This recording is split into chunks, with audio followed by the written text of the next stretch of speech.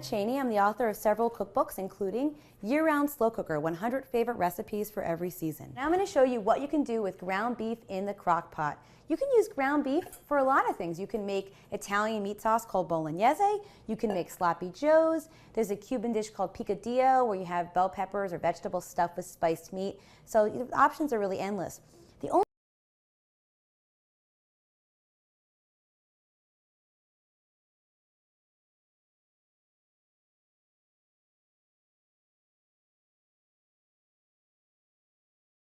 mildly flavored. I'm going to put it in a bowl and I'm going to add a little bit of milk to the bread, okay? And you could use a whisk, but I'll just use my hands actually. I'm just going to kind of mash it together into a paste, right? And now I'm going to add my beef to the mixture, and you're just going to kind of mix it together till it's really well incorporated.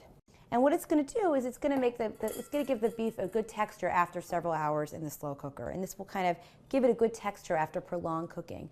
I'm Dina Cheney, and thanks for watching me show you what to do with ground beef in the crock pot.